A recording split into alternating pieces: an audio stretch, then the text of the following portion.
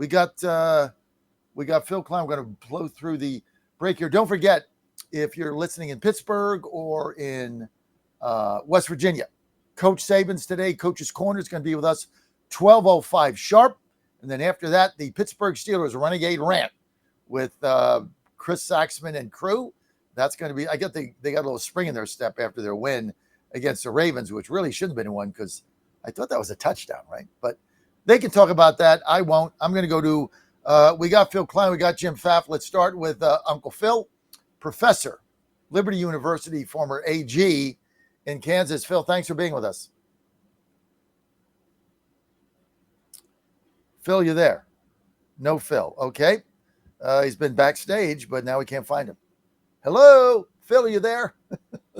All right, let's get to Jim Pfaff, chairman of the Conservative, president and chairman of the Conservative Caucus in Washington. There's Phill. Sorry about that, John. It's all right, we got you. And then we'll bring Jim Pfaff in a minute. Hey, Phill, nice jacket. Thank you. Very nice. Very nice, Phill. So, Phill, you're going to have plenty of time on your hands this winter, as the Kansas City Chiefs are not going to even make the playoffs. So time for our Phill Kline radio show, because you don't have anything else to do on a Sunday. Oh, that'd be fun. Now that you guys are bounced from the playoffs and you have a losing record. And we got this much of a chance. No, you don't. We're not out yet. You'd have to win out and then hope a bunch of other things happen. A lot of people lose. Yeah. Yeah, the Chargers win in overtime hurt you guys a lot. But Eagles are a fraud. There's a lot that hurt us. Yeah. Eagles are a fraud. Well, that game against the Texans, I mean, that was a sad state of affairs. I mean, it just isn't the same team. And Kelsey's done. He needs to retire. He's just done. I mean, you get older, you lose that step. He's of no factor in any of these games. I can't read that. I don't know what it means. What? Got it. John, this is one of the rare times in the last decade I'd rather not football. You got it. Okay. We lose again. Right. We lose a mayor's race in Miami. Haven't done that in 30 years. Then we lose a special election for a House seat in Georgia in a district that Trump won by 12. We've got Obamacare subsidies expiring. People are going to get sticker shock. They haven't gotten their act together on that. There's no plan. Nancy Mace basically said, I've seen nothing with 20 days to go. Where the hell are we here, Phill? Well, John, I think you've made some excellent points already this morning. A couple of things about the Miami election. Republicans hold a majority in Miami-Dade County. It's a plurality, a slight plurality, but there are more registered Republicans than Democrats in that county.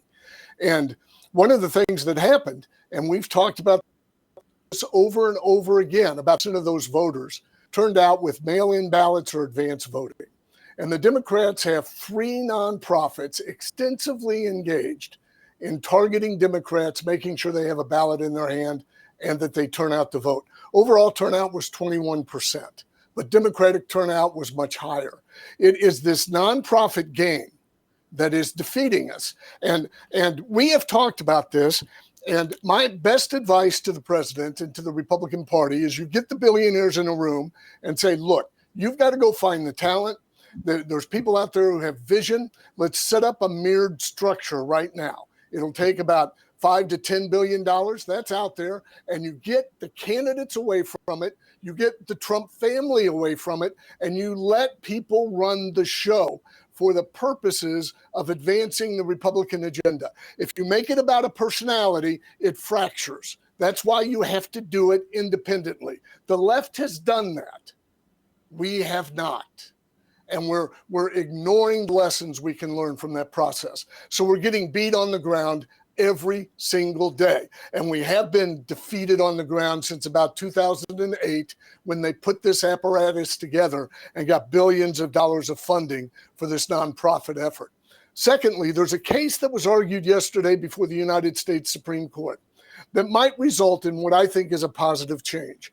And that's to decide that the limits on coordination between the parties and a candidate is unconstitutional infringement on free speech.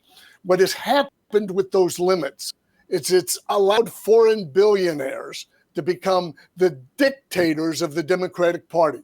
That's why that party has been radicalized.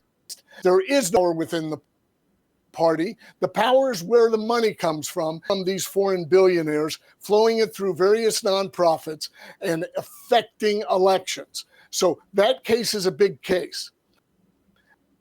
And thirdly, we have to eliminate nonprofits because all that is political billionaires in their political games.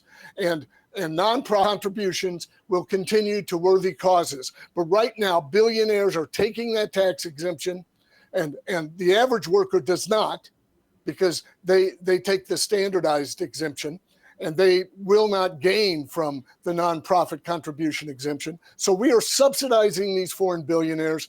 That has to stop as well. That's what's happening in Miami-Dade. Now, you're also right about the party and taking a position for these midterms. We have to win.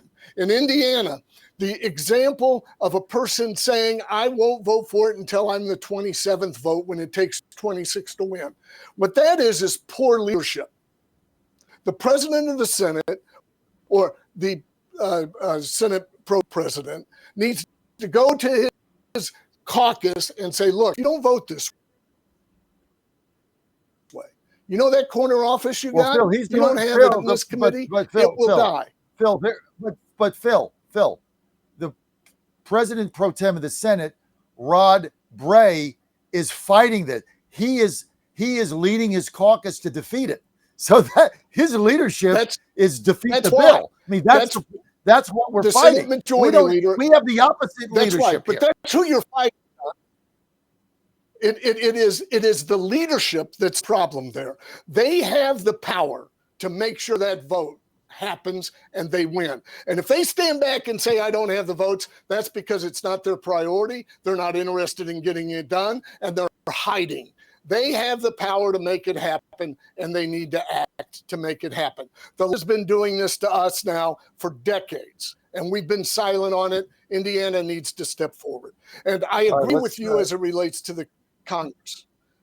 Get these things off the table, do two good domestic things, and Trump needs to drop I from his vocabulary and start speaking about the American people and their needs directly and his answers to those concerns. That's how he got elected.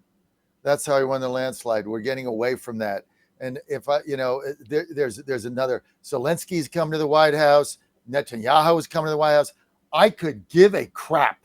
Okay. I am sick of both of them. I'm sick of Israel. I'm sick of Ukraine. I'm sick of Netanyahu. I'm sick of Zelensky. I'm sick of them all.